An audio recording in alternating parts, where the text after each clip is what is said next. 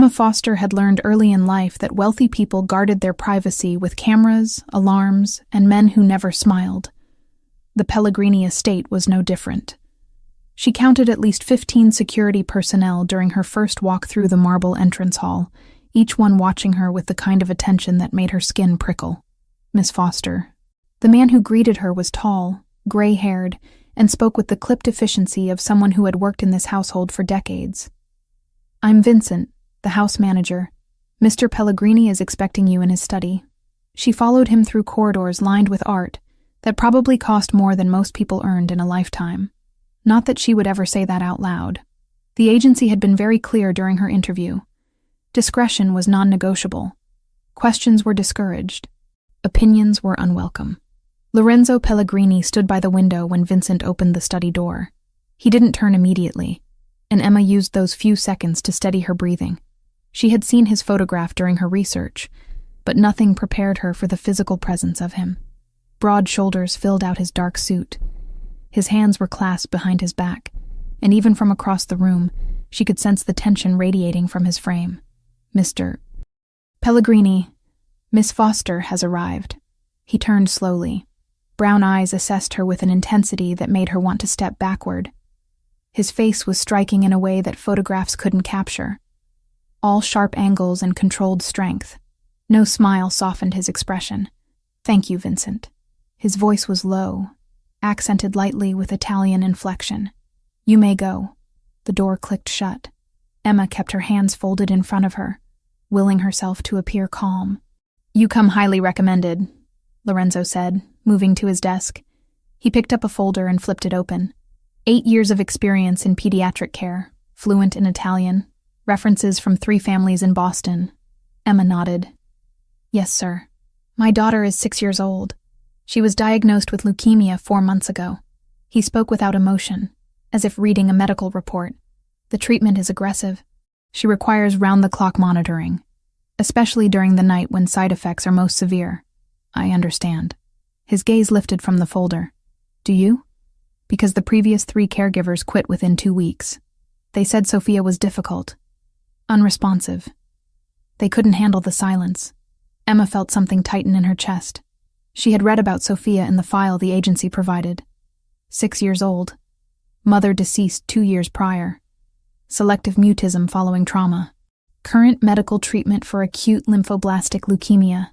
"Children process grief differently than adults," Emma said carefully. "Silence doesn't mean she isn't communicating. It just means we need to learn her language." Something flickered in Lorenzo's expression. He set the folder down. "You'll work nights, 8 p.m. to 8 a.m. Sophia's medical team handles daytime care. Your job is to ensure she's comfortable, administer medication on schedule, and alert the on-call physician if anything changes. You'll have your own room in the staff wing. Meals are provided. Vincent will give you the household rules." "May I meet Sophia before I start?" The question seemed to catch him off guard. "Why?" "Because she should know who I am before I walk into her room in the middle of the night. Children respond better when they feel safe." Lorenzo studied her for a long moment. Then he moved toward the door. "Follow me." They walked through more corridors, up a staircase with an iron railing that probably predated the Civil War, and down a hallway painted in soft cream tones. Lorenzo stopped outside a door decorated with a small wooden sign that read, "Sophia's room," in elegant script. He knocked twice, then opened the door without waiting for a response. The bedroom was large and filled with afternoon light. Soft blue walls were covered with paintings of clouds and stars. A canopy bed sat against one wall, and near the window, a small girl sat in an oversized armchair, a book open in her lap. Sophia Pellegrini had her father's dark hair, though hers fell in loose curls around her face. Her skin was pale, almost translucent, and Emma could see the faint outline of an IV port beneath her long-sleeved shirt. Brown eyes identical to Lorenzo's lifted when they entered, but she didn't speak. "Sophia." Lorenzo's voice changed when he addressed his daughter, becoming softer, but somehow more strained. "This is Miss Foster. She's going to be helping take care of you at night." The little girl looked at Emma but said nothing. Emma knelt down so they were at eye level. "Hi, Sophia." You can call me Emma if you'd like. I saw you're reading about butterflies. That's one of my favorite topics. No response. Sophia's gaze drifted back to her book. I'll let you get settled, Lorenzo said abruptly. He turned and left the room before Emma could respond. She stayed where she was, watching Sophia turn a page. I won't bother you if you'd rather read. But if you want to talk about butterflies later, I'd love to hear what you think about monarch migration patterns. Sophia's fingers paused on the page, just for a second. Then she continued reading. Emma stood and quietly left the room. Her first week passed in careful routine. She arrived each evening at 8, received updates from the day nurse, and settled into the chair beside Sophia's bed. The little girl never spoke. Sometimes she would draw. Sometimes she stared at the ceiling. Twice, she had episodes where the nausea from chemotherapy left her retching into a basin, while Emma held her hair back and murmured soothing sounds. Lorenzo never came to the room during Emma's shift. She saw him occasionally in passing, always dressed in dark suits, always surrounded by men who moved like they were trained for violence. Vincent explained that Mr. Pellegrini worked late hours, often until dawn. What Vincent didn't mention was the cameras. Emma noticed them on her third night. Small, discreet lenses tucked into the corners of Sophia's room. One near the door, one by the window, one above the bookshelf. She didn't mention them to anyone. In a household like this, surveillance was probably standard. On the 5th night, Sophia had a particularly difficult evening. The latest round of chemotherapy had left her weak and nauseous. Emma helped her change into fresh pajamas after the 3rd time she got sick, then settled her back into bed with cool cloths on her forehead. I know this is hard, Emma whispered, adjusting the blankets. But you're fighting so bravely. Your body is working really hard to get better. Sophia's eyes were closed, but her small hand reached out and gripped Emma's fingers. It was the first time she had initiated physical contact. Emma stayed there, holding her hand, until Sophia's breathing evened out into sleep.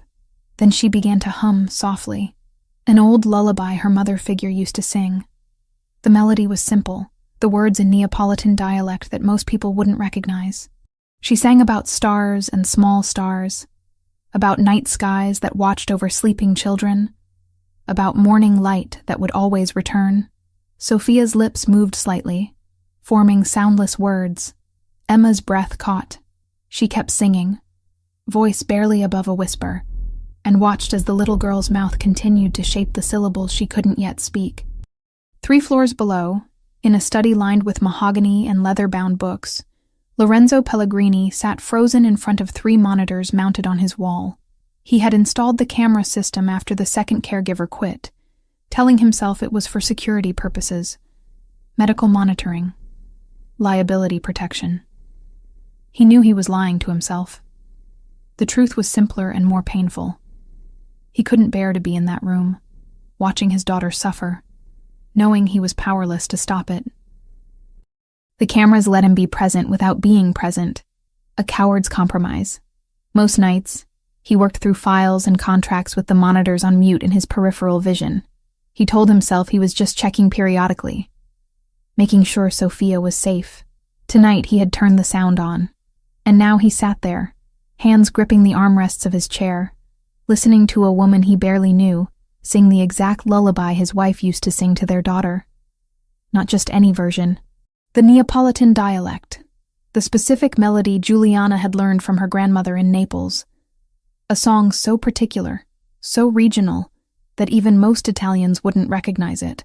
On the screen, Sophia's lips moved. His daughter, who hadn't spoken a word in 2 years, was trying to sing along. Lorenzo's chest felt tight. His hands started to shake. How did Emma Foster know that song? How did she know the exact words, the exact melody, the exact inflection that Juliana had used? He watched as Emma gently brushed Sophia's hair back from her forehead, the gesture so achingly familiar that Lorenzo had to close his eyes.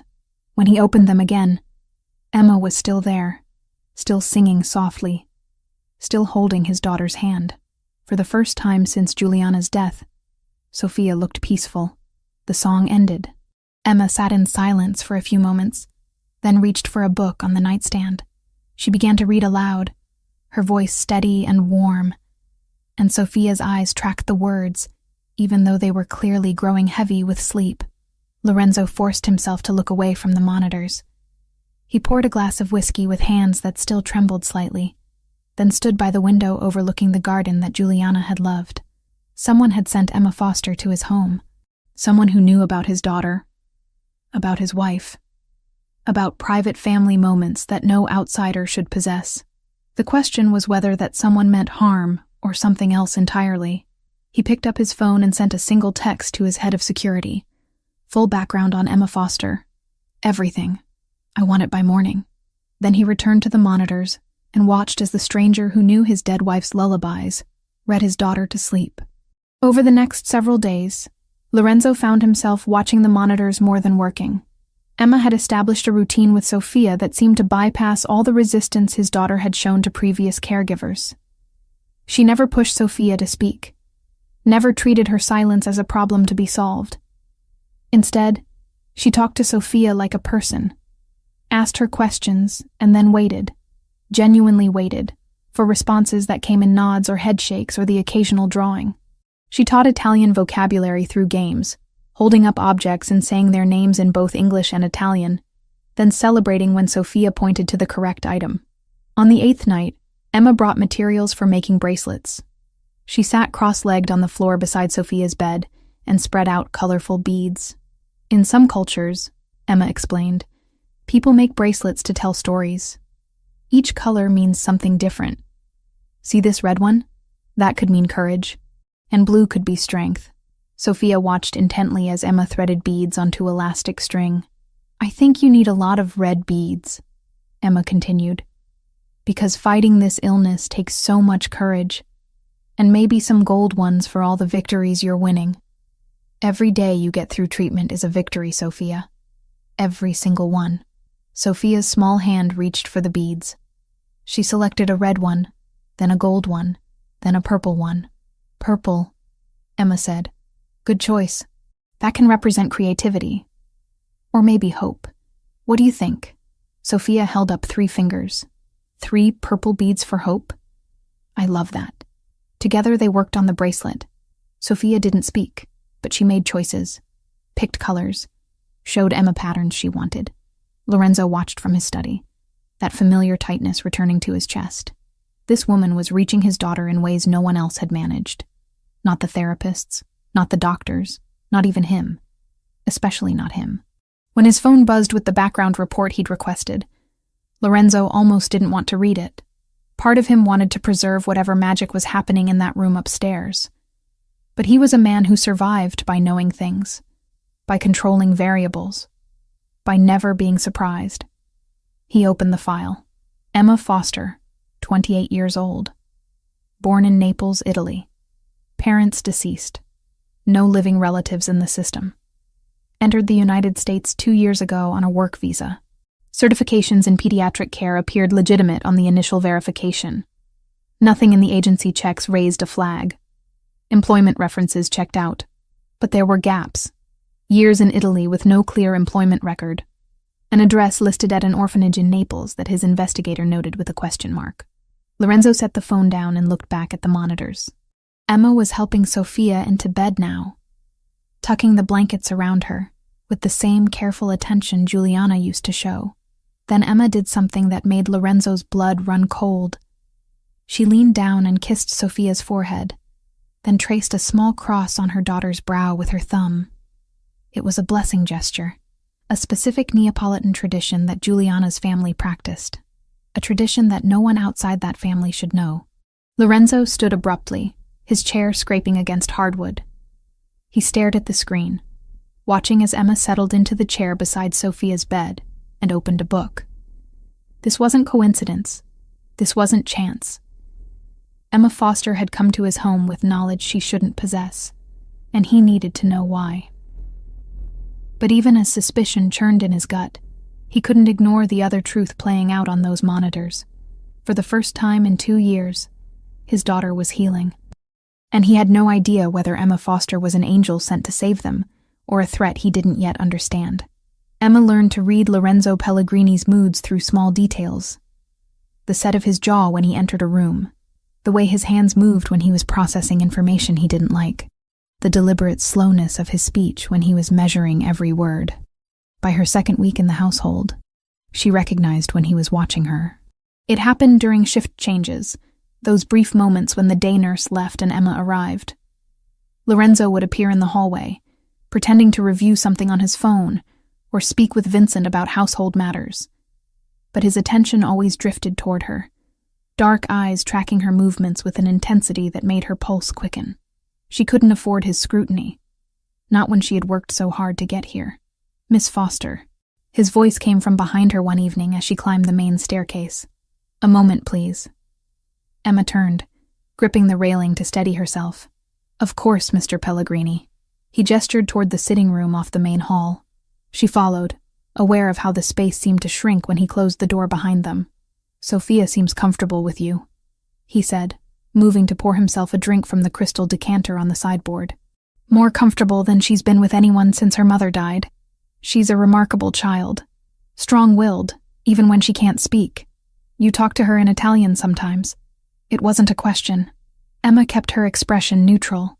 "The agency mentioned you preferred someone fluent in the language. I thought it might comfort her to hear it. What dialect do you speak?" The question landed like a stone in still water.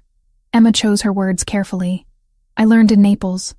I lived there for several years." "Doing what?" "Working in care facilities. Learning the language. Trying to build a life." Lorenzo took a sip of his whiskey, never breaking eye contact. "Naples is a dangerous city for a young woman alone. I managed." "I'm sure you did." He set the glass down. "My wife was from Naples, Northern District, near Vomero. Her family still lives there." Emma felt heat creep up her neck, but forced herself to remain still. "It's a beautiful area. She used to make this dish." Lorenzo's tone shifted, becoming almost conversational. "Pasta with anchovies and breadcrumbs. Very specific recipe her grandmother taught her. I smelled something similar coming from the staff kitchen yesterday." Her breath caught. She had helped the cook prepare lunch, adding ingredients from muscle memory before realizing her mistake. Many Neapolitan families make similar dishes. "True." He moved closer, and Emma had to resist the urge to step back. "But the way you prepared it, the exact measurements, the timing, that was identical to how Juliana made it. Vincent commented on it, said it tasted exactly like the old days. I'm glad the staff enjoyed it." "You're deflecting." "I'm answering your questions, Mr. Pellegrini." His jaw tightened. "You know things you shouldn't know. Family recipes, regional lullabies that barely anyone outside Naples recognizes, gestures and phrases that my wife used. I want to understand how." Emma met his gaze directly. "I told you I lived in Naples. I learned from the people there. Sometimes cultures share traditions more widely than you might think, and sometimes people have connections they're hiding." The air between them crackled with tension. Emma could feel her heartbeat in her throat. If he pushed much harder, if he started digging into her past with the resources a man like him possessed, everything would unravel. "I'm here to take care of Sophia," she said quietly. "That's my only purpose. If my background bothers you, I can request a replacement through the agency." Lorenzo studied her face for a long moment. Then he exhaled slowly. "No. Sophia has finally started to respond to treatment. Changing caregivers now would set her back." Relief flooded through Emma, though she kept it hidden. "Then I'll continue my work. But understand this." He leaned in close, voice dropping to barely above a whisper. "I protect what's mine with everything I have. My daughter, my home, my family's memory. If you're here for any reason other than what you claim, I will find out. I would expect nothing less." They stood there, close enough that Emma could smell his cologne, see the gold flecks in his brown eyes. The attraction she'd been ignoring flared hot and dangerous between them. Lorenzo stepped back first. "Sophia had a difficult session yesterday.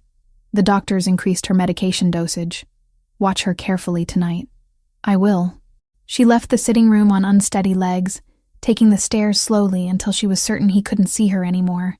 Then she pressed her back against the wall and closed her eyes, willing her racing heart to slow.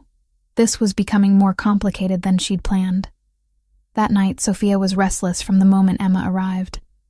The increased medication made her nauseous, and she spent the first 2 hours curled on her side, refusing food or water. "I know it hurts," Emma murmured, pressing a cool cloth to Sophia's forehead. "But your body needs fuel to fight.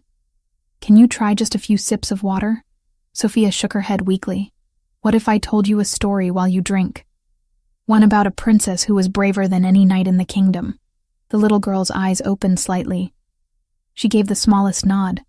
Emma held the cup to Sophia's lips, letting her take tiny sips between sentences as she wove a tale about a princess with scars from battles against invisible dragons. A princess who lost her voice but learned to speak through her art, her kindness, her courage. By the time the story ended, Sophia had finished half the cup. "Good job," Emma said, setting it aside. "Your father would be so proud." Sophia's hand moved to her stomach, and Emma recognized the warning signs immediately. She grabbed the basin just as the little girl started retching, holding her steady through the violent waves of nausea. When it finally subsided, Sophia was crying silently, tears streaming down her pale face. "Shh, it's okay. It's okay, sweet girl." Emma cleaned her up with gentle hands, changed her into fresh pajamas, and settled her back against the pillows. "I know it's terrible. I know you're tired of being sick. But you're fighting so hard, and you're winning. Every day you get through this, you're winning." Sophia reached for Emma's hand and held it tight. They stayed like that for hours. Emma sang softly in Neapolitan, old songs about stars and morning light, and mothers who watched over their children from heaven. She told stories. She stroked Sophia's hair until the little girl finally fell into an exhausted sleep. Then Emma rested her head on the edge of the bed, still holding Sophia's hand, and let herself cry quietly for all the pain this child had endured. 3 floors below, Lorenzo sat in his study with his hands covering his face. He had watched everything, every moment of his daughter's suffering, every gentle word from Emma, every song, every story, every tender touch. And he had broken. Tears streamed down his face, hot and unstoppable. He hadn't cried since Juliana's funeral, had promised himself he would stay strong for Sophia. But watching Emma provide the comfort he should be giving, witnessing his daughter's pain from this cowardly distance, finally shattered what remained of his composure. He was failing her. His little girl needed a father who could sit beside her through the worst moments. And instead, he hid behind cameras and closed doors because he couldn't bear to face his own helplessness. Emma Foster, this stranger who knew impossible things, was being the parent he should be. The sun was rising when Vincent knocked on his study door. "Sir, you asked to be notified when Miss Foster's shift ended." Lorenzo wiped his face roughly, clearing away evidence of his breakdown. "Thank you." He climbed the stairs to Sophia's room, moving quietly. Emma was dozing in the chair beside the bed, still holding Sophia's hand. Dark circles shadowed her eyes. Her hair had come loose from its usual neat style. She looked exhausted and beautiful, and completely devoted to his daughter. Sophia stirred as he entered. Her eyes opened, found Emma first, then drifted to him. "Papa," she whispered. Lorenzo froze. His daughter's voice, barely audible but unmistakable, speaking for the first time in 2 years. "Papa," Sophia said again, slightly stronger. Emma stayed all night. Emma jerked awake, disoriented. Then she saw Lorenzo standing in the doorway, saw the shock on his face, and understood what had just happened. "Sophia," Lorenzo breathed, crossing the room in 3 strides. He knelt beside the bed, taking his daughter's other hand. "You spoke." "I'm tired," Sophia whispered. "But Emma says tired is okay. Tired means I'm fighting." "You are fighting. So bravely," his voice cracked. "I'm so proud of you." Sophia smiled faintly. Then her eyes closed again, drifting back into sleep. Lorenzo stayed on his knees, staring at his daughter's peaceful face. When he finally looked up at Emma, she saw something raw and vulnerable in his expression. "She spoke because of you," he said quietly. "She spoke because she was ready." "No," he shook his head. "I've watched you with her. I've seen how you reach her, how you make her feel safe in a way no one else has managed." He paused. "In a way I haven't managed." Emma wanted to argue, but the honesty in his admission stopped her. You love her. That's what matters. Love isn't enough if I'm too afraid to show it properly. Lorenzo stood, running a hand through his hair. I owe you more than a salary, Miss Foster. You've given my daughter her voice back. I just listened until she was ready to use it. Their eyes met, and that dangerous pull between them intensified. Emma felt it in her chest, warm and insistent. Lorenzo must have felt it too because he looked away first, jaw tightening. Get some rest, he said, his tone becoming formal again. You've earned it. He left before she could respond. Emma sat alone in the quiet room, watching Sophia sleep peacefully for the first time in days. The little girl's lips curved in the faint suggestion of a smile. Outside in the hallway, Lorenzo pulled out his phone and sent a single text to his consigliere. Increase priority on Emma Foster investigation. I need to know everything. Focus on Naples connections. Family. Friends. Anyone she might have known there. I want answers within 48 hours. He couldn't shake the feeling that Emma Foster was connected to his past in ways he didn't yet understand, and whether that connection was blessing or threat. He needed the truth before he let her any deeper into his life, because she was already dangerously close to his heart. The report arrived at 6 a.m, delivered in person by Lorenzo's consigliere, a man named Roberto, who had worked for the Pellegrini family since Lorenzo's father was alive. The information you requested, Roberto said, sliding a manila folder across the desk. Though I'll warn you, it raises more questions than it answers. Lorenzo opened the file, scanning the documents inside. Emma Foster, 28 years old, birth certificate from Naples. Parents listed as deceased when she was 12. Entry into the United States 2 years ago on a work visa sponsored by a healthcare staffing agency. But between age 12 and 26, there were gaps. Large, unexplained stretches of time with no employment records, no tax documents, no digital footprint. The orphanage, Lorenzo said, pointing to an address in Naples. Did you verify it? I did. Santa Maria delle Grazie, run by an order of nuns. They confirmed Emma Foster lived there from age 12 to 18, then returned periodically for several years after. They were hesitant to provide more details, cited privacy concerns. Lorenzo leaned back in his chair. Privacy concerns from nuns? They're protective of the children who pass through their care, especially ones who experience trauma. Roberto paused. There's something else. The work visa that brought her to the United States was legitimate, but the references she provided were minimal. Almost as if she deliberately kept her past vague, or someone helped her keep it vague. That's my thought as well. People don't have gaps this significant unless they're hiding something or being hidden. Lorenzo closed the file. Keep digging. I want to know who she knew in Naples, where she worked, how she supported herself. If she had connections to my wife's family, I need to know. Roberto nodded. There's one more thing. We intercepted communication yesterday. The 'Ndrangheta is making moves in Brooklyn, testing our territory. Antonio Rossi sent a message through intermediaries. The name made Lorenzo's blood run cold. Antonio Rossi was the kind of man who used family as weapons, who understood that the fastest way to break someone was through the people they loved. What did the message say? That he's noticed you've been distracted. That a sick child requires a lot of attention, makes a man vulnerable. Roberto's expression hardened. He didn't make explicit threats, but the implication was clear. Lorenzo stood abruptly, moving to the window. Dawn light filtered through the trees in the garden. Somewhere upstairs, Sophia was sleeping peacefully, probably still holding Emma's hand. Double the security detail. I want armed guards on rotation around the property, 24 hours. No one enters or leaves without clearance. And I want surveillance on Rossi's known locations. If he so much as looks toward this neighborhood, I want to know about it. Already done. I tripled the perimeter guards last night when the message came through. Good. Lorenzo turned back to face his consigliere. And Roberto? If Rossi makes a move toward my daughter, I don't care about the truce we've maintained. I don't care about territory negotiations. I will end him and everyone connected to him. Understood. After Roberto left, Lorenzo climbed the stairs to Sophia's room. He found Emma reading softly to his daughter, morning light catching the gold in her hair. Sophia was awake, eyes tracking the words, occasionally mouthing them along with Emma's voice. They both looked up when he entered. "Good morning, Papa," Sophia said. Her voice was still quiet, but she spoke without hesitation now. "Good morning, little star." He kissed her forehead. "How are you feeling?" "Tired, but Emma says tired is winning." "Emma is very wise." He glanced at the woman in question, who had set the book aside and was watching him with those blue eyes that seemed to see too much. "Miss Foster, I need to speak with you." Privately. Emma stood, touching Sophia's shoulder gently.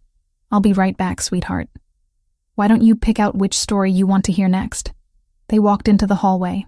Lorenzo closed the door behind them, then guided Emma down the corridor to a small sitting area away from listening ears. "There's been a development," he said without preamble. "A security concern that requires changes to the household arrangements." Emma's expression remained calm, but he saw her shoulders tense slightly.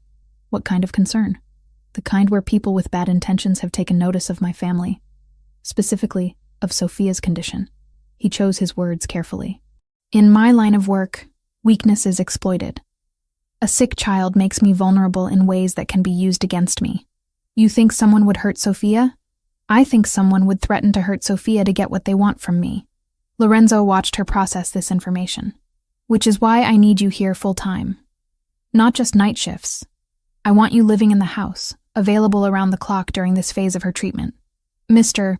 Pellegrini, I appreciate the offer, but I have an apartment, a life outside of work. I'll pay triple your current rate. You'll have your own suite in the East Wing, private bathroom, full access to the kitchen and grounds. You won't be a prisoner, just closer in case Sophia needs you." Emma hesitated, and he could see the conflict in her face. "This feels like more than just medical care." "It is. It's protection."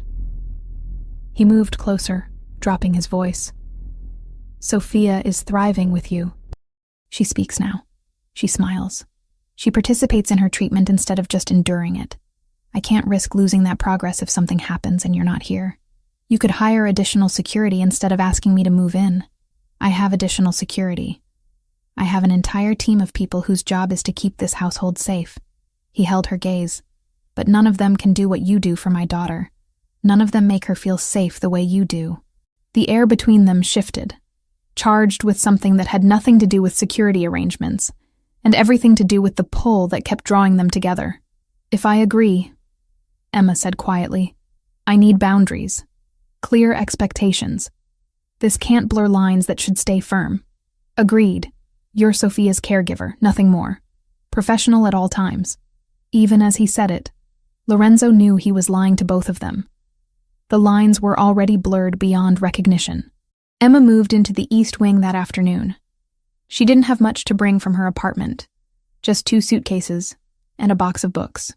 Lorenzo sent men to collect her belongings, insisting she shouldn't leave the property until the security situation stabilized.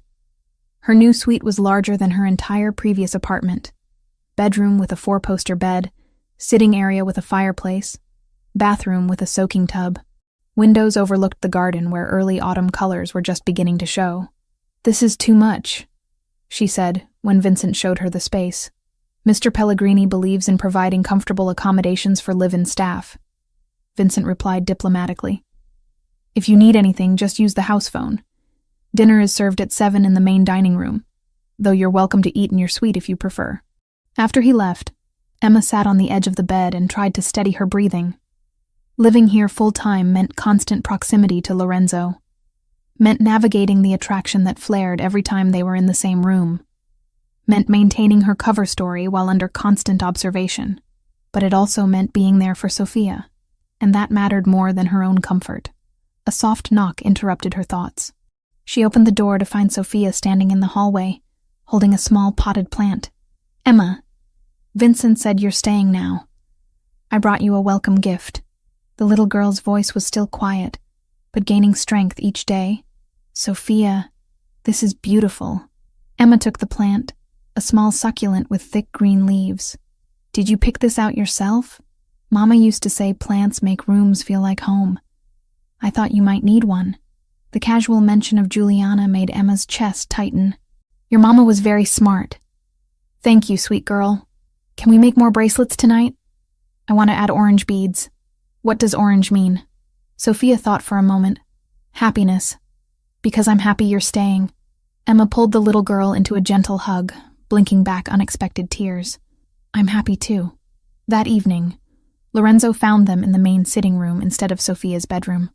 Emma had brought down the bracelet-making supplies, and they were sprawled on the carpet surrounded by colorful beads. Sophia was laughing at something Emma had said, a sound that still caught Lorenzo off guard every time he heard it. Papa, look! Sophia held up a bracelet with intricate patterns. Emma taught me how to make zigzags. It's beautiful. He settled into a chair nearby, content to watch them work. What do all the colors mean?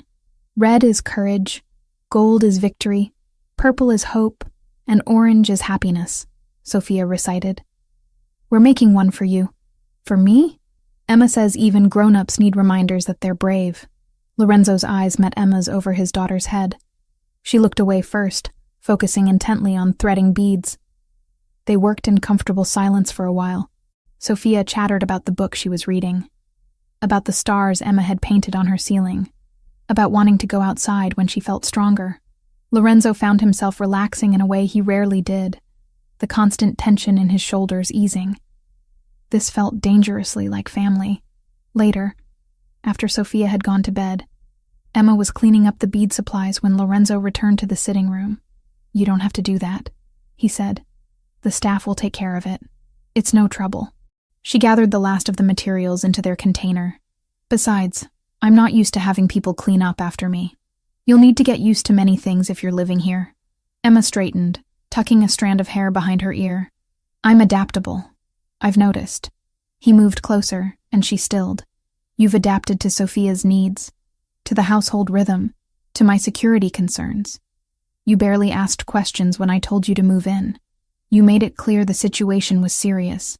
I trust your judgment about your daughter's safety, but not about other things? I didn't say that. They stood there in the lamplight. The only sounds the distant ticking of a clock and their own breathing. Lorenzo could smell her shampoo, something clean and faintly floral. Could see the pulse beating in her throat. I had you investigated, he said abruptly. Emma went very still. And there are significant gaps in your history. Years where you simply don't exist on paper. He watched her face carefully. People with gaps like that are usually running from something or hiding something. Which is it for you? Maybe I just lived quietly. Not everyone leaves a digital trail. In Naples, one of the most documented cities in Italy? He shook his head. No. You were somewhere, doing something. And you don't want me to know what. Emma set the supply container down with deliberate care. Are you asking me to leave? No. I'm asking you to trust me with the truth. Trust is earned, Mr. Pellegrini. We barely know each other. We know each other well enough that my daughter has bonded to you in ways that terrify me. We know each other well enough that I lie awake at night wondering why you know my dead wife's lullabies. His voice dropped lower. We know each other well enough that I can't stop thinking about you, and that's a problem. The confession hung between them, raw and dangerous. Emma's breath caught. That can't happen. I know. I work for you. I take care of your daughter. That's all this can be. I know that too. But neither of them moved away. The space between them hummed with everything they weren't saying. Finally, Emma stepped back. I should check on Sophia. She's sleeping. I just looked in on her. Then I should go to bed. It's been a long day. Lorenzo nodded, not trusting himself to say more. He watched her leave the room, then sank into the nearest chair and pressed his hands against his face. This was spiraling beyond his control. Emma Foster was becoming essential to his daughter's recovery and dangerous to his own equilibrium. He couldn't have her investigated too aggressively without risking her leaving, but he couldn't let the mystery of her past remain unsolved. And he definitely couldn't keep pretending he wasn't falling for a woman whose secrets might destroy them all. The question came on a quiet Tuesday evening when Emma was helping Sophia arrange her growing collection of beaded bracelets on a velvet-lined tray. Emma? Sophia's voice was soft but clear now, no longer the whisper it had been weeks ago. Can I ask you something important? Of course, sweet girl. You can ask me anything. Sophia fidgeted with a purple bracelet, not meeting Emma's eyes. Do you think you could be my new mama? Emma's hands froze mid-motion. The bracelet she was holding slipped from her fingers and scattered beads across the carpet. She felt the air leave her lungs.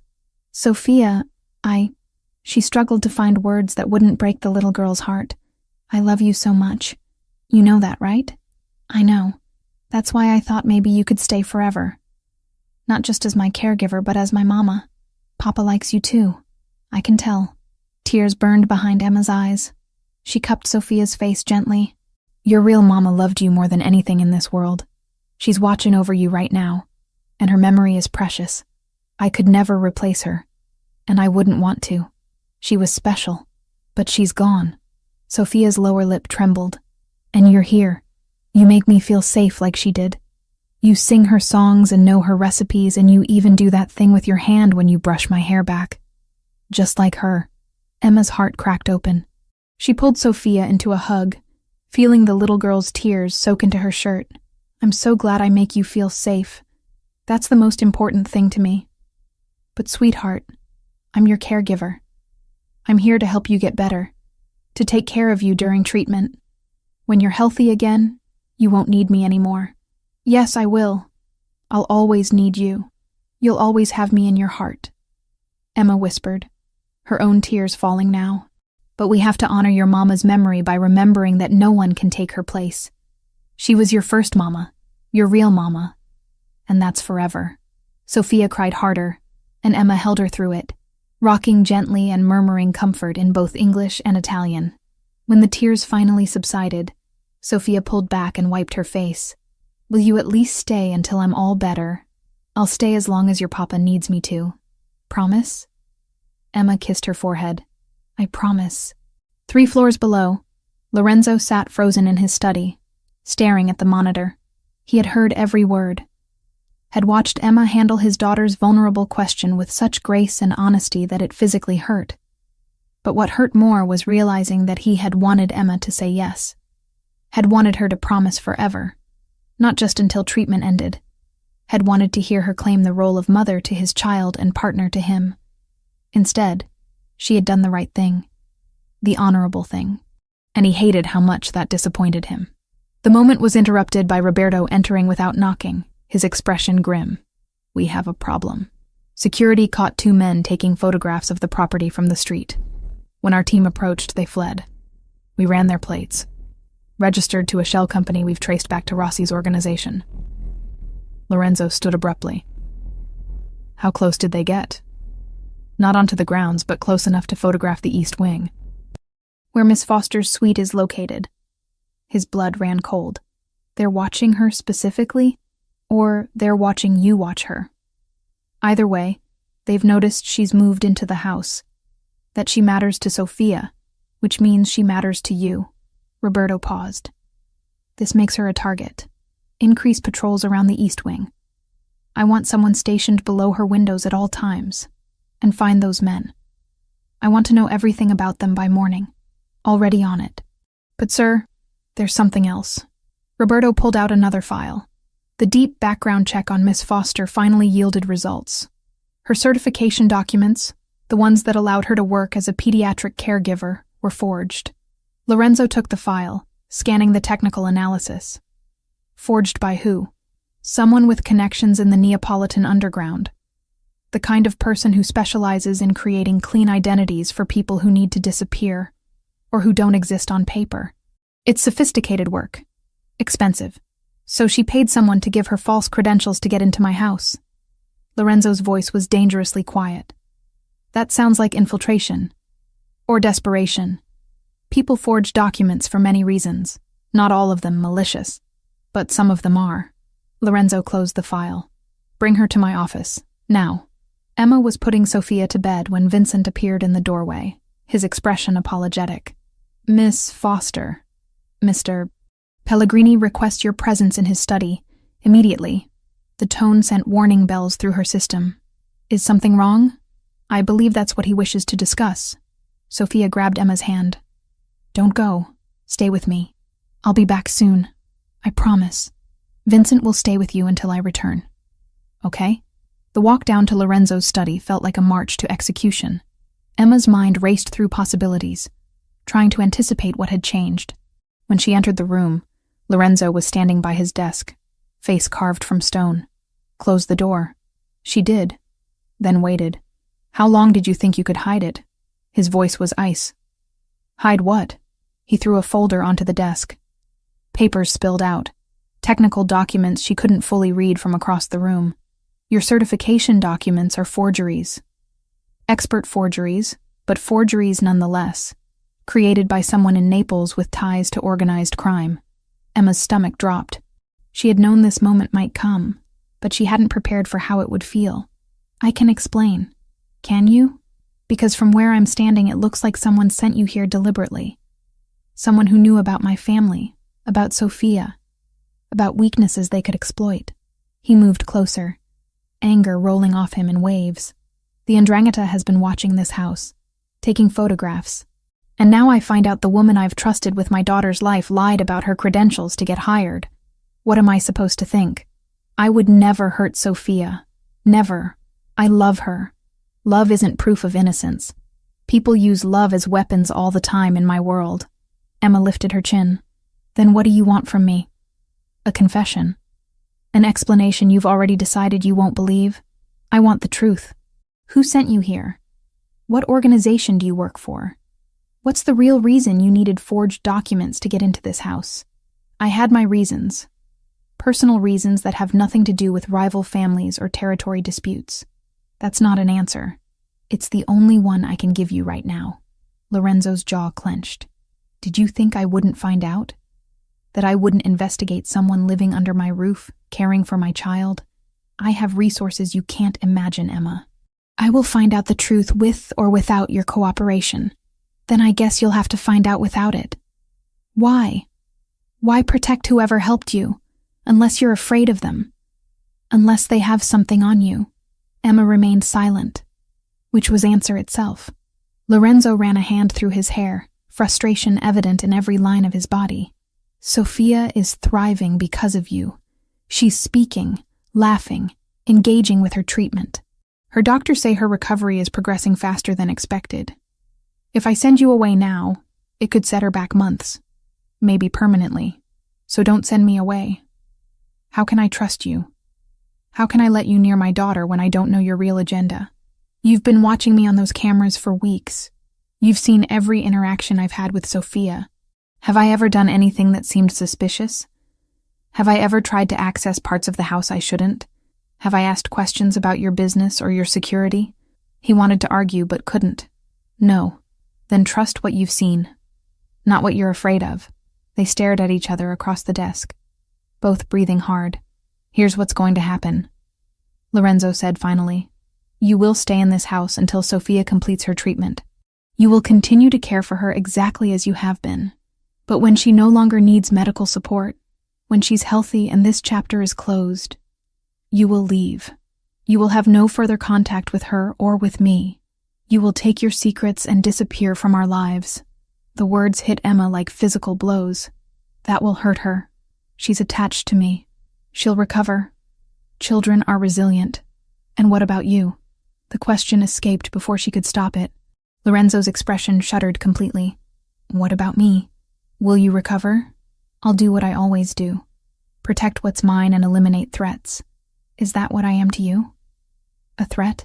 I don't know what you are. That's the problem. Emma felt tears threatening, but refused to let them fall. Fine. I'll stay until Sophia is better. Then I'll go. But you should know that everything I've done here, every moment I've spent with your daughter, has been real. My feelings aren't forged.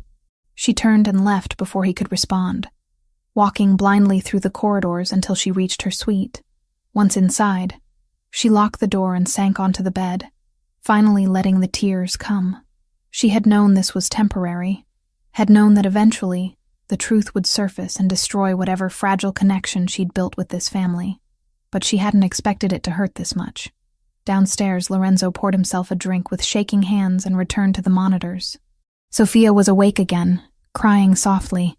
She had probably felt the shift in the household, the tension crackling through the walls.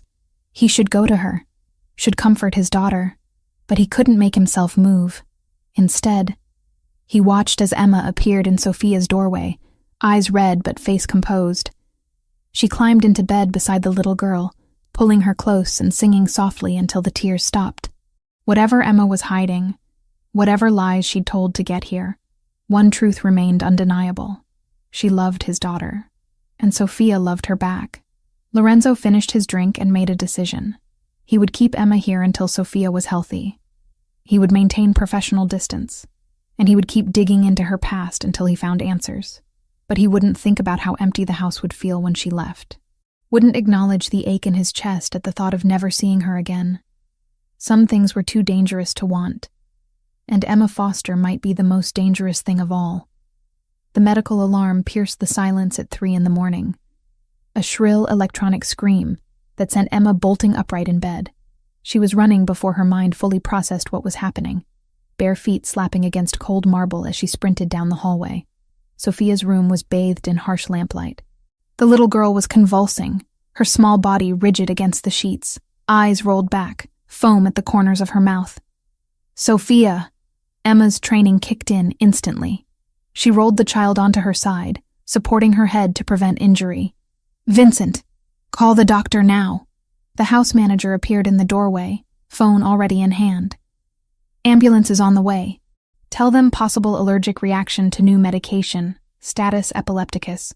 Patient is 6 years old with compromised immune system. Emma's voice was calm, clinical, completely different from her usual gentle tone. Her fingers found Sophia's pulse, counting beats while watching the convulsions. Get me the emergency kit from the bathroom cabinet. The red case. Vincent moved immediately. Emma maintained her position, one hand steadying Sophia's head, the other checking her airway.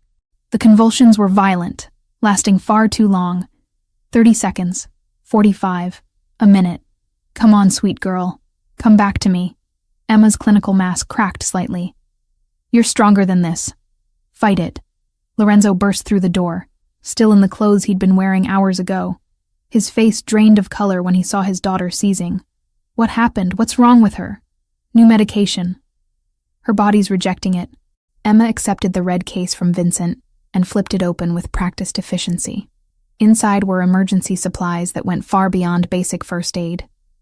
She pulled out a pre-measured syringe. This is going to stop the seizure, but I need you to hold her steady. You can't just inject her with random medication. It's not random. It's benzodiazepine, standard treatment for prolonged seizures. If we don't stop this in the next 30 seconds, she could have permanent brain damage. Emma's eyes met his, fierce and certain. Trust me or get out of my way. Lorenzo knelt beside the bed, hands shaking as he helped steady his daughter. Emma administered the injection with the precision of someone who had done this 100 times. They waited, counting seconds that felt like hours. Slowly, the convulsions began to ease. Sophia's body relaxed, her breathing becoming less labored. Emma checked her vital signs again, then carefully positioned her in recovery position. Her airway is clear. Pulse is stabilizing. The medication is working. Emma finally allowed herself to breathe, but she needs to get to a hospital. The reaction could restart. The medical team arrived within minutes. Emma briefed them with the kind of detailed information that made the lead paramedic pause and study her. You have medical training? Some. Basic emergency response. That was a lot more than basic, ma'am. They loaded Sophia onto a stretcher. Lorenzo climbed into the ambulance without hesitation, but before the doors closed, his eyes found Emma's. Come with us. It wasn't a request. The hospital was a blur of fluorescent lights and antiseptic smell. Sophia was rushed into the pediatric intensive care unit, while Emma and Lorenzo were relegated to a waiting room with uncomfortable chairs and magazines nobody read. Lorenzo paced like a caged animal, phone pressed to his ear as he coordinated with his security team, his medical contacts, anyone who might provide information faster than the doctors would. Emma sat motionless, hands clasped in her lap, still wearing the pajamas she'd thrown on before running to Sophia's room. Her mind replayed every second of the crisis, analyzing what she could have done differently. Faster. Better. They said she's stable. Lorenzo's voice cut through her thoughts. He had ended his call and was standing in front of her, exhaustion and fear etched into every line of his face. The seizure didn't cause lasting damage. You stopped it in time. Good. Where did you learn to do that? His voice was quiet but intense. That wasn't basic first aid. You knew exactly what medication to give, exactly how to handle a medical emergency that would have panicked most caregivers. You worked like a trained professional. Emma looked down at her hands. I picked up things over the years. No. Lorenzo sat beside her, close enough that their knees almost touched. You don't pick up that level of skill. You're trained, extensively trained, and you've been hiding it. Does it matter? Sophia is safe. It matters because my daughter almost died tonight, and the only reason she didn't is because you had knowledge and supplies that a regular caregiver wouldn't have. It matters because you've been lying about who you are since the moment you walked into my house. His hand shot out, gripping her wrist. Who are you really, Emma Foster? The dam broke. All the secrets she'd been carrying, all the weight of her deception, finally became too much. Emma felt tears streaming down her face before she could stop them. I was 12 years old, she whispered. 12 years old and dying in an alley in Naples. My mother had left me there. She was an addict, chose drugs over her daughter, and I had pneumonia so bad I couldn't stand up. I remember thinking this was how I would die. Alone. Forgotten. Lorenzo's grip on her wrist loosened but didn't release. Then this woman found me. Beautiful. Kind. With this voice that made me think maybe angels were real. She picked me up, carried me to her car, and took me to a private hospital. Paid for everything. The doctor said if she'd found me an hour later, I would have been gone. Emma wiped at her face roughly. She didn't just save my life that day. She changed it. She placed me in an orphanage run by nuns, a good place with education and safety. And she visited me. Every month for 5 years, this woman would come and spend time with me. She taught me Italian songs, told me stories, brought me books. She paid for my schooling, including basic nursing courses because I told her I wanted to help people the way she helped me. Juliana. Lorenzo's voice was hoarse. I didn't know her full name. She only ever introduced herself as Juliana. The nun said she requested privacy, that she helped many children and didn't want attention or gratitude. They protected her identity. Emma finally looked at him, her blue eyes swimming with tears. I loved her. She was the only mother I ever really had. And then one day she stopped coming. The nuns told me she was sick, that she couldn't visit anymore. 6 months later, they told me she had died. 2 years ago. Yes, I was devastated, but I still didn't know who she really was. Not until I saw her obituary online. Giuliana Pellegrini, wife of Lorenzo Pellegrini, mother to Sofia Pellegrini. There was a photo, and I recognized her face, even though it had been years since I'd seen her. Emma's voice broke. She had a family. A real family. And she still made time for a street kid from the slums. Lorenzo released her wrist and covered his face with both hands. When I read that her daughter was sick, that Sofia had leukemia, I knew what I had to do. Juliana saved my life. The least I could do was try to help save her daughter's life. Emma straightened her shoulders. I spent 2 years training properly as a pediatric caregiver. I worked terrible jobs to save money. But when I tried to apply to agencies, they wanted references from previous employers, family connections, things that orphans don't have. So I found someone who could create documentation that would pass initial screening. I'm qualified to do this job. The training is real. I just had to forge the paper trail because my past doesn't exist in the way agencies require. You came here specifically to help Sophia. I came here to honor the woman who gave me everything. My life, my education, my chance at a future. She never asked for anything in return. Never made me feel like charity. She just loved me because she could, because that's who she was. Emma's voice strengthened. Sophia is her legacy, and I will protect that little girl with everything I have, even if you hate me for lying to get here. Silence filled the waiting room. Lorenzo sat perfectly still, processing revelations that rewrote his understanding of both his wife and the woman beside him. Juliana had a whole life I knew nothing about, he finally said. She would leave sometimes, tell me she was visiting family in Naples. I thought she meant her parents, her cousins. I never questioned it because she seemed happy when she returned. Peaceful. She probably was. Helping people brought her joy. She helped you, saved you. And in return, You've saved the most precious thing she left behind. Lorenzo turned to face Emma fully. The nuns, they kept her identity secret. She made them promise. She said her work with children needed to be separate from her family name. That it was too dangerous to mix the two worlds. Emma's eyes widened. She knew, didn't she? She knew what you were, what your name meant. She was protecting us. From people exactly like Antonio Rossi. From men who would use children as leverage. Lorenzo's jaw clenched. She understood my world better than I gave her credit for. A doctor appeared in the doorway. Mr. Pellegrini? Your daughter is awake and asking for both of you. They followed him through sterile corridors to a private room where Sophia lay in a hospital bed, looking small and pale but alert. Her face brightened when she saw them. Papa. Emma. I scared you. Lorenzo reached her first, gathering her carefully into his arms. You terrified us. But you're okay now. You're going to be okay. Emma gave me medicine. I remember that part. She knew exactly what to do. Sophia reached for Emma's hand. How did you know?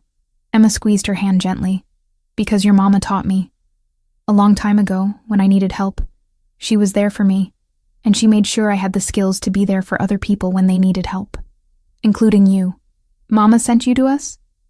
In a way, yes, I think she did. Sophia smiled. And for just a moment, Emma saw Juliana's expression on the little girl's face. That same warmth, that same instinctive kindness. Then you have to stay forever, Sophia said simply. If Mama sent you, that means you're supposed to be part of our family. Emma's eyes filled with tears again. She looked at Lorenzo, expecting to see anger or betrayal. Instead, she saw something that looked almost like wonder.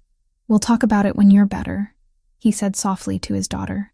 For now, just rest. Let your body heal. After Sophia fell asleep, Lorenzo walked Emma to the hallway. They stood in the fluorescent light, both exhausted, both emotionally wrung out. I need time to process this, Lorenzo said. Everything you've told me changes how I see the past 2 years, how I see Juliana, how I see you. I understand, and I'm sorry for lying. You weren't lying, not really. You just didn't tell me the whole truth. He ran a hand through his hair. You falsified documents to get hired, but you did it to honor a debt to the woman who saved your life. You hid your advanced medical training, but you used it to save my daughter. You kept secrets, but the secrets were about protecting Juliana's memory, not hurting her family. I never wanted to hurt anyone. I believe you. Lorenzo's hand came up, hovering near her face before falling back to his side. My wife saw something in you worth saving, worth investing years of her life into, and now I see it too. Emma's breath caught. Stay, Lorenzo said quietly. Not just until Sophia is better. Stay because you're already part of this family, whether we planned it or not. Stay because Juliana brought us together for a reason. I don't know if I can. Why not? Because loving people means eventually losing them. I've lost everyone I ever loved. My mother abandoned me. Juliana died. If I let myself love you and Sophia completely, if I let myself believe this could be real, she couldn't finish the sentence. Lorenzo stepped closer. Then you'd be taking the same risk we are. Sophia loves you already. And he paused, choosing words carefully. I'm falling for a woman who knew my wife's secrets, who shares her compassion, who fights for my daughter like she's her own. Maybe that's Juliana's final gift to both of us, a second chance at family. Emma wanted to believe him, wanted to accept the future he was offering. But years of survival had taught her that hope was dangerous. Let me think about it, she whispered. Lorenzo nodded, then did something unexpected. He pulled her into his arms, holding her while she finally let herself cry for everything she'd lost and everything she might yet gain. In the hospital room behind them, Sophia slept peacefully, dreaming of the mother she'd lost and the woman who might help her father finally heal. Sophia came home from the hospital 3 days later, weak but stable. The doctors had adjusted her medication protocol, eliminating the compound that caused the severe reaction. Emma stayed close during the transition, monitoring every symptom, every change in color or energy level. Lorenzo watched them both with an intensity that made the air feel electric. He spent those days doing something he hadn't allowed himself since Juliana's death, remembering her completely. Not just the sanitized version of grief, but the real woman with all her complexities and secrets. The business trips to Naples that lasted longer than necessary. The way she'd return with stories about her cousin's children, details that now seemed deliberately vague, the substantial charitable donations that appeared on their accounts, always to organizations helping at-risk youth. She had built an entire world of compassion separate from his world of violence, and she'd done it to protect both sides. "I need everything on Juliana's activities in Naples," Lorenzo told Roberto in his study. "Every donation, every organization she supported, every connection to Santa Maria delle Grazie orphanage. I want confirmation of Emma's story down to the smallest detail." Roberto returned 2 days later with a file thick enough to require both hands. "The orphanage records are extensive. Your wife made anonymous donations for 15 years, substantial amounts that funded education programs, medical care, and housing improvements. The nuns kept meticulous records of her visits, though they only identified her as Juliana from Naples." Roberto opened to a marked page. There are notes about a specific child she took special interest in. A girl brought in at 12 years old, nearly dead from pneumonia and malnutrition. The medical bills alone were significant. Lorenzo studied the dates. They aligned perfectly with Emma's timeline. The nuns confirmed that Juliana visited this child monthly for 5 years, paid for her nursing education, maintained contact until shortly before her cancer diagnosis. Roberto paused. They said Juliana made them promise never to reveal her full identity to the children she helped. She believed her family name would put them in danger. She was right. Lorenzo closed the file. Emma Foster is exactly who she claims to be. So what now? Now I figure out how to keep her here. But Emma had other plans. Lorenzo found her packing 2 days later, carefully folding clothes into the same suitcases she'd arrived with. His chest tightened at the sight. "What are you doing?" She didn't turn around. "Sophia is stable. The immediate crisis has passed. It's time for me to go. We never discussed you leaving. You said I could stay until she was better. She's better." Emma's voice was steady, but he heard the strain beneath it. "I've overstayed my welcome. Sophia needs you. Sophia needs her father. She needs stability and honesty, not a caregiver with a complicated past who lied to get hired." Emma finally faced him. "I gave you what I came to give. I honored my debt to Juliana. Now I need to let you build your life without the reminder of secrets and deception. Is that what you think you are? A reminder of deception? Aren't I?" Lorenzo crossed the room in 3 strides. "You're the woman my wife chose to save. The woman she trusted with her time, her resources, her love. You're the person who brought my daughter back from the edge of silence and despair. He stopped, struggling with words. "You're not leaving. You can't order me to stay." "I'm not ordering. I'm asking." His hands flexed at his sides. "Please don't go." Emma's resolve wavered. "Lorenzo, I don't belong here. I'm not part of your world. You became part of it the moment Juliana decided you were worth saving. You became part of it when Sophia called you her second chance at happiness. You became part of it when I—" He couldn't finish. The moment stretched between them, fragile and vital. Then Sophia's voice cut through from the hallway. "Emma? Papa? Where are you?" They found her standing outside Emma's suite, eyes red from crying. "You're leaving." It wasn't a question. "I heard Vincent talking to the other staff. He said you were packing." Emma knelt in front of her. "Sweetheart, No." Sophia's voice cracked. "You promised. You said you'd stay as long as Papa needed you. He still needs you. I still need you. Please don't leave me too." The last 3 words destroyed something in Emma's chest. "Oh, Sophia, everyone I love goes away. Mama left, the nurses left, the other caregivers left. You're the only one who stayed when things got hard. You're the only one who sings Mama's songs and makes me feel like maybe I'm not losing her completely." Tears streamed down the little girl's face. "If you go, it's like losing her all over again." Lorenzo pulled his daughter into his arms, but his eyes never left Emma's. "You heard her. We need you. I can't stay just because a child is afraid of loss. That's not healthy for anyone. Then stay because you want to. Lorenzo's voice dropped lower. Stay because walking away from this family would hurt you as much as it hurts us. Emma stood slowly, her own tears threatening. You don't know what you're asking. I'm asking you to trust that Juliana knew what she was doing, that she saved you for a reason beyond just surviving, that maybe the reason was this moment, this family, this chance to complete what she started. He shifted Sophia in his arms. I'm asking you to be brave. Before Emma could respond, Roberto appeared at the end of the hallway, phone in hand and expression grim. Sir, we have a situation. Lorenzo handed Sophia to Emma and stepped away. What kind of situation? Intercepted communication. Rossi's people are planning a move. They know Sophia was hospitalized. They know the transport route you'll use for her next appointment. They're planning an ambush during the transfer. Ice flooded Lorenzo's veins. When? Tomorrow morning. They think you'll take her to the oncology center for her scheduled treatment. How did they get that information? We're still investigating. But sir, they mentioned the caregiver specifically. They know Emma is important to Sophia, which makes her important to you. They see it as leverage. Emma's arms tightened protectively around Sophia. Lorenzo's mind raced through options, strategies, countermeasures. Cancel the appointment. We'll have the medical team come here instead. Already arranged. But this doesn't solve the larger problem. Rossi knows your weakness now. He'll keep probing until he finds an opening. Then we eliminate the threat permanently. Lorenzo's voice went cold.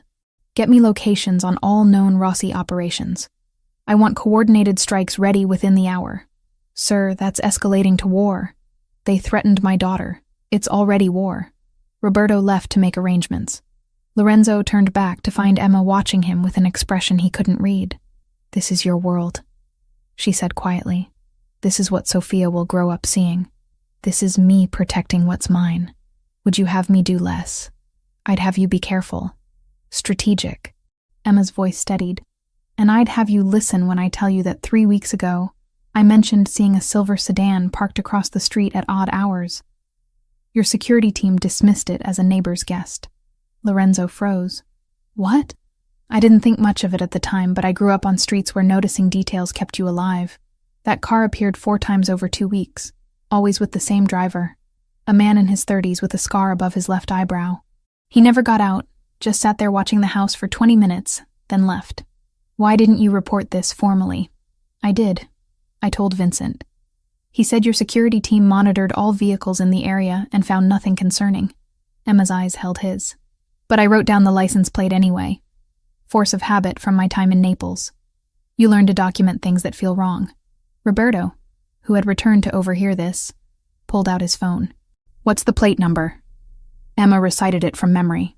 Roberto typed rapidly, then went very still. That vehicle is registered to a holding company we've traced to Rossi's network. It was part of their initial surveillance operation. He looked at Lorenzo. Your security team missed it, but she caught it. Because I know what predatory observation looks like. Emma's voice was hard now. I survived years by recognizing when someone was watching me for the wrong reasons. Your high-tech security system is designed to catch obvious threats. It doesn't catch the subtle ones, the patient ones. Lorenzo stared at her, something clicking into place. What else have you noticed? The delivery driver who comes twice a week arrives at different times than the regular schedule, but always when Sophia is visible through the garden windows. The maintenance worker who serviced the East Wing cameras took 3 times longer than necessary and asked unusual questions about Sophia's routine. Enough. Lorenzo held up a hand. Roberto, verify everything she just said. Within 30 minutes, they had confirmation. The delivery company had no record of schedule changes. The maintenance worker wasn't on their approved contractor list. Every detail Emma mentioned checked out as a potential security breach that the formal systems had missed. You have instincts my trained professionals lack, Lorenzo said, something like awe in his voice. Street-level survival skills that complement tactical security. I notice things. It doesn't make me special. It makes you valuable. It makes you someone I'd be a fool to let walk away. He moved closer. You want to know why I'm asking you to stay? This is why. Not just because Sophia loves you. Not just because you honor Juliana's memory, but because you make us stronger. You see threats we miss. You bring skills we don't have. You're not a weakness, Emma. You're an asset. I don't want to be an asset. I don't want to be useful. Then be family. The words came out rougher than he intended. Be the woman who belongs here because she chooses to, not because she owes a debt or serves a purpose. Sophia, still in Emma's arms, looked between them with wide eyes. Does this mean you're staying? Emma felt the weight of the moment pressing down on her. Every instinct screamed at her to run, to protect herself from the inevitable pain of loving and losing again. But another voice, quieter and stronger, sounded like Juliana. Sometimes the bravest thing is staying when leaving would be easier. She looked at Lorenzo, really looked at him. Saw past the dangerous Mafia boss to the father who was terrified of failing his daughter, the widower who was learning to honor his wife's memory by embracing the gifts she'd left behind, the man who was asking her to be brave enough to build something new from shared grief. I'll stay, Emma whispered. Not because of debts or obligations, because you're right. Walking away would destroy me. Lorenzo's relief was visible. He reached for her face, then seemed to remember Sophia watching and dropped his hand. We should finish dealing with the security situation. Use the information Emma provided, Roberto said. Between her observations and our tactical capabilities, we can identify every vulnerability in Rossi's operation. The next several hours were a blur of planning and coordination. Emma sat in Lorenzo's study, providing detailed descriptions of everything she'd noticed over the past weeks. Roberto's team cross-referenced her observations with surveillance data, building a comprehensive picture of the Ndrangheta's operation. By dawn, Lorenzo had authorized surgical strikes on 3 Rossi locations. Not warfare, but precise elimination of the specific cells that threatened his family. By noon, the threat was neutralized. Roberto's follow-up came an hour later, clipped and certain. Rossi's people had been hit hard enough to break their appetite for a fight, and the records recovered in the raids were already moving through the right hands. Quiet leverage that would keep the survivors looking over their shoulders instead of toward Lorenzo's home. Most importantly, Rossi himself went dark. No messages. No intermediaries. No retaliatory posturing. A man like that didn't stop because he found mercy. He stopped because he finally understood he couldn't win without inviting the kind of attention that devours everyone. Sophia slept through all of it, safely tucked in her bed with extra security posted outside her door. It was nearly midnight when Lorenzo finally found Emma in the garden, sitting on a stone bench under the stars. Sophia is asking for you, he said quietly. She wants you to sing her to sleep. I'll go up in a moment. Emma didn't move. I needed air first. Needed to process that I just helped plan a military operation against organized crime. Lorenzo sat beside her. Having second thoughts? About staying? No. About what staying means? Constantly. She turned to face him. Your world is violent, dangerous, full of threats that most people never encounter. I know. And I'd understand if you chose to leave because of it. I'm not leaving. But I need you to understand something. Emma's voice strengthened. Juliana kept her work with children separate from your world because she knew both needed protection. If I stay, if I become part of this family, I need the same separation. I won't be involved in your business. I won't know details of operations or conflicts. I'll care for Sophia, be present for this family. But the violence stays outside. I can live with that. Can you? Because I watched you tonight. Watched you make decisions about people's lives with the same calculation you'd use for a business deal. That's who you are. That's your world. And I need to know you won't pull me or Sophia into it more than absolutely necessary. Lorenzo was quiet for a long moment. My father used to say that the hardest part of this life is knowing when to be the monster and when to be the man. I've spent years being mostly the monster because it was safer. Easier. But you and Sophia, you make me want to remember how to be the man. Then be him, for her, for us. Emma reached for his hand. Juliana saw something in you worth loving despite everything. I'm starting to see it too. Don't make us regret that faith. He lifted her hand to his lips, pressing a kiss to her knuckles. I'll spend the rest of my life earning it. They sat in comfortable silence, hands intertwined, until Sophia's voice called from her window. Emma, I can't sleep without my song. Emma laughed softly. I should go. Lorenzo stood with her but didn't release her hand. Earlier, when I said you make us stronger, I didn't just mean tactically. You make me stronger. You remind me what I'm protecting and why it matters. Lorenzo, he pulled her close, one hand cupping her face. I've been fighting this for weeks. Fighting the way I feel when you walk into a room. Fighting the knowledge that you're becoming essential to my life in ways that terrify me. I'm done fighting it. What are you saying? I'm saying that Juliana brought you into our lives for a reason. Maybe it was to save Sophia. Maybe it was to save me. Maybe it was both. His thumb traced her cheekbone. I'm saying that I'm falling in love with you, Emma Foster. And I think you feel the same. Her breath caught. This is complicated. Everything in my life is complicated. But this us feels like the one simple truth in all the chaos. Emma rose on her toes and kissed him. It was soft at first, tentative, then deepened as months of repressed emotion finally found release. Lorenzo's arms came around her, holding her like something precious and vital. When they finally broke apart, both were breathing hard. I love you, Emma whispered. I've loved you since the night I watched you cry while watching Sophia sleep. Since you confronted me about my secrets because you were terrified, not angry. Since you chose to believe in me even when you had every reason not to. Then stay, not as a caregiver or a debt repaid. Stay as the woman I want to build a future with. What kind of future? The kind where Sophia has a mother who loves her. Where I have a partner who sees me completely and chooses me anyway. Where we honor Juliana's memory by living the kind of life she would have wanted for all of us. Sophia's voice called again, more insistent. Emma! Papa! Are you kissing in the garden? Because I can see you from my window. They broke apart, laughing. We should go up, Emma said. Lorenzo kept her hand in his. Together, they climbed the stairs side by side, and for the first time since Juliana's death, Lorenzo felt like his house was becoming a home again. The call came from Lorenzo's legal team 6 weeks after Emma agreed to stay. She was reading to Sophia in the garden when Vincent appeared with a message that Mr. Pellegrini needed to see her in his study. Sophia looked up from her book, eyes bright. Are you in trouble? I don't think so, sweet girl. Finish this chapter and I'll be back before you know it. Lorenzo was standing by the window when Emma entered, sunlight catching the silver at his temples. He turned, and she saw something peaceful in his expression. Your documentation is clean, he said without preamble.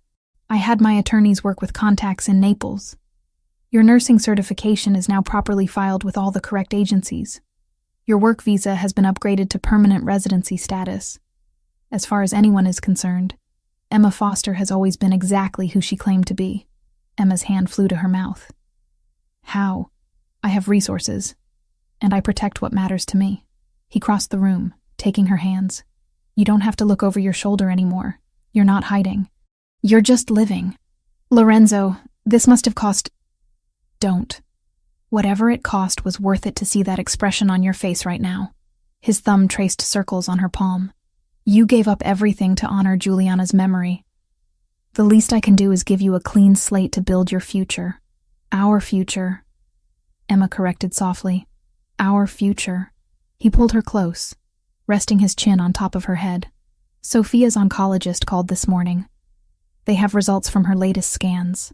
Emma's heart clenched.